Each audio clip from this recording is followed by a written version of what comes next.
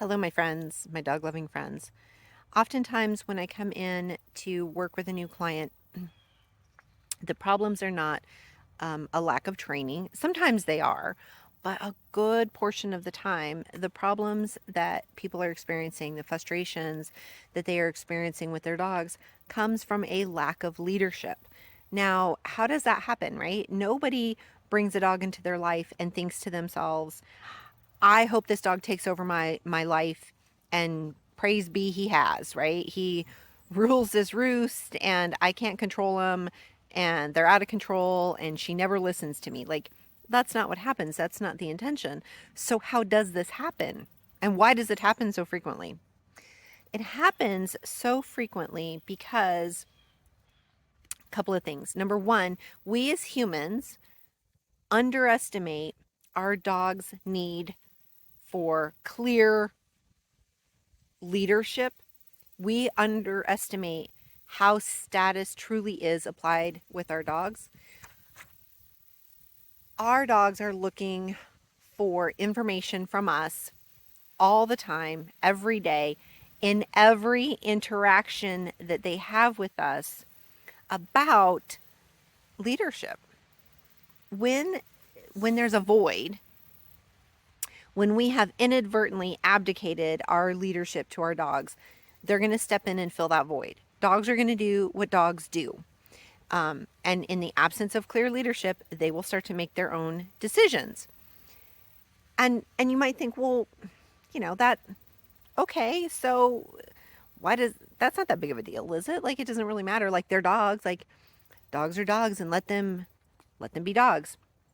However, the problem with letting your dog make the rules is that they're going to enforce the rules based on dog law, right? Based on dog culture. And we generally don't like that response. So they growl, they snap, they bite, right? Which can be a dangerous situation. So that's the number one reason why we need to have clear leadership with our dogs to keep them safe. Because if they bite someone, they might feel safe in that moment, but long term, they're not safe. So dogs only do what dogs do. What's the other reason that we somehow abdicate this responsibility? We don't abdicate, but we don't understand the rules for our dogs either.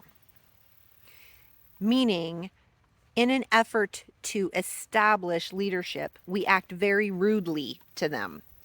One of the easiest examples I have is ownership, possession of items. I can't tell you how many times clients will tell me that they walk up and they just take stuff from their dog out of their dog's mouth. It's human nature. Like, I've done it, you've done it, we've all done it.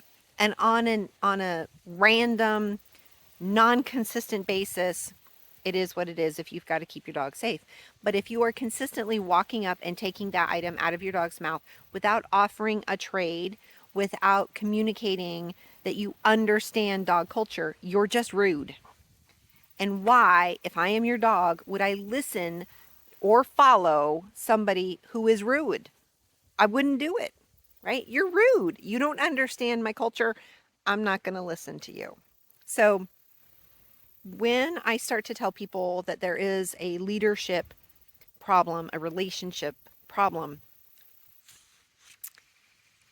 I don't know why, but humans tend to want to be like, well, then I need to, tighten up, and um, I need to knock them down a peg, right? They need to know that I'm alpha, which we've already talked about. I need to knock them down a peg. No, you don't. Dogs are just being dogs. Most of the time, what needs to happen is that I need to elevate the human. I need to teach them how to be a leader worth listening to. But Jennifer, it's easier to blame the dog. Oh, I understand.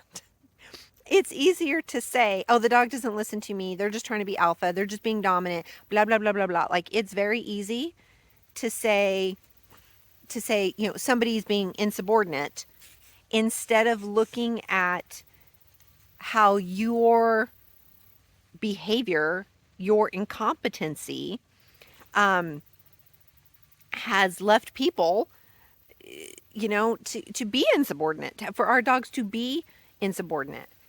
It is our responsibility to take ownership of that and to shift our behavior so that we become the kind of people that our dogs respect, the kinds of people that our dogs want to be with, and the kinds of people that our dogs, because they respect us, because they want to be with us, will act accordingly.